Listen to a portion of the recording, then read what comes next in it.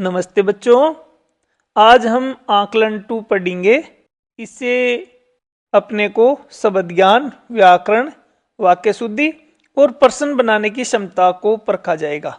यह अभ्यास परीक्षा की तैयारी के लिए बहुत ही उपयोगी है और इसे हल करने से तो इसमें पहले कुछ जरूरी परिभाषाएं हैं, वो देखते हैं। विलोम शब्द जिस शब्द का उल्टा अर्थ होता है उसे विलोम शब्द कहते हैं। जैसे जागना, जागना का उल्टा अर्थ होता है सोना। शब्दार्थ, समान शब्द का अर्थ होता है बराबर। प्रश्न संख्या 3, नीचे लिखे उत्तरों के लिए प्रश्न लिखिए। जिस वाक्य में कुछ पूछा जाए उसे प्रश्नवाचक वाक्य कहते हैं। रमन अजमेर जाएगा, तो इसका प्रश्न बनेगा रमन कहाँ जाएगा और प्रश्नवाचक चिन्ह जरूर लगाना है। अगला उत्तर है मेरे घर के सामने एक खेल का मैदान है, तो इसका प्रश्न बनेगा तुम्हारे घर के सामने क्या है, प्रश्नवाचक चिन्ह जरूर लगाना। इसी प्रकार हल करते हैं प्रश्न संख्या 4, नीचे लिखे वाक्यों को शुद्ध कर लिखिए। प्रश्न संख्या ए, शोर की सुनकर टूट नींद राजा गई, तो इसका शुद्ध वाक्य होगा शोर सुनकर राजा की नींद टूट गई। आगे देखो पूर्ण विराम लगा हुआ है, पूर्ण विराम पक्का लगाना है। प्रश्न संख्या बे, था संदेश वाहक राजा कौन का, तो इसका शुद्ध वाक्य बनेगा राजा का संदेश वाहक कौन था। आगे प्रश्नवाचक चिन्ह जरूर लगाना है। बच्चों, विराम चिन्ह का हमेशा वाक्य में ध्यान रखना है। प्रश्न संख्या 5, नीचे लिखे वाक्यों में उचित विकल्प चुनकर लिखिए। तो प्रश्न संख्या ए, मैं स्कूल कब जाऊं। प्रश्न संख्या बे, आपका ऑफिस बीकानेर में है, तो इसका सही उत्तर होगा क्या। प्रश्न संख्या 6, लिंग बदलकर शब्दों को पुनः लिखिए।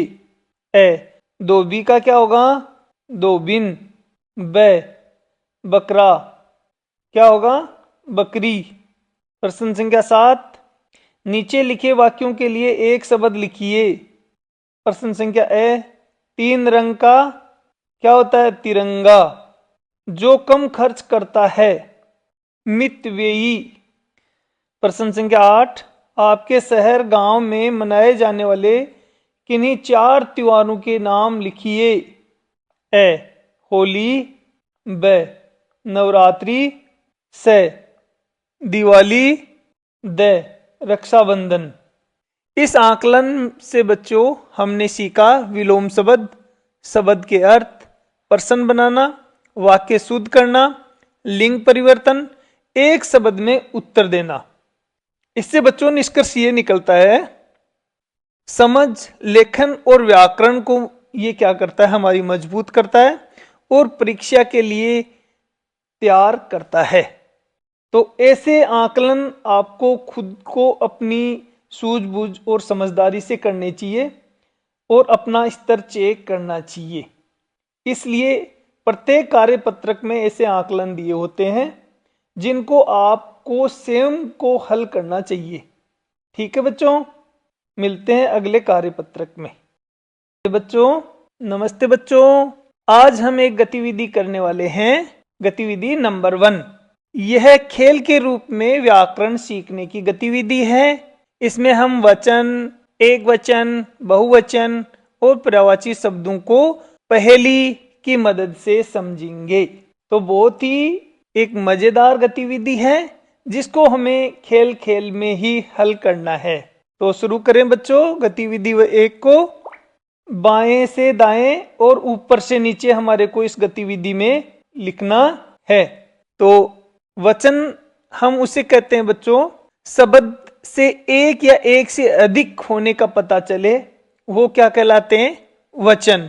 एक का बोध हो, एक वचन। 2 का बोध हो, एक से अधिक का बोध हो, बहुवचन। तो बच्चों प्रश्न संख्या 1 हल करते हैं। महिला का एक वचन क्या होगा बच्चों, महिला। मछली का बहुवचन क्या होगा बच्चों, मछलियां। ताली का बहुवचन तालियां। लाठी का बहुवचन लाठियां।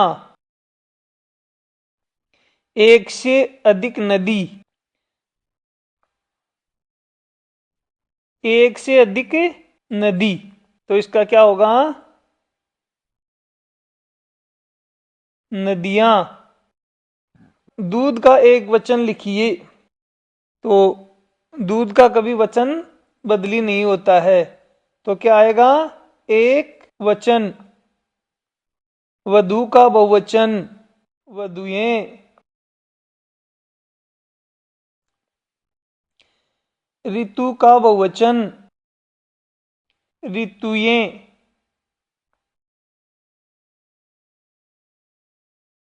घड़ी का वचन लिखिए। तो घड़ी क्या है? एक वचन। शहद का पर्यायवाची शब्द लिखिए। तो शहद का पर्यायवाची क्या होते हैं? मधु।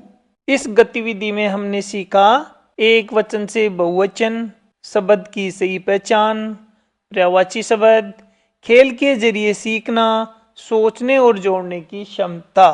तो गतिविधि एक आपको बच्चों बहुत ही रोचक और आसान लगी होगी। इसे बच्चे बिना डर के शब्दों को समझना और याद रखना सीखते हैं।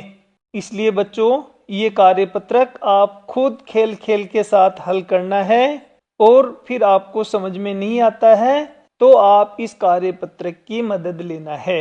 ठीक है बच्चों, तो आपको बहुत अच्छा लगा होगा। धन्यवाद बच्चों। चैनल को लाइक और सब्सक्राइब जरूर करना। आपके एक सब्सक्राइब से हमारे को मोटिवेशन मिलता है और हम आपके लिए ऐसे और अच्छे वीडियो बनाएंगे। धन्यवाद बच्चों।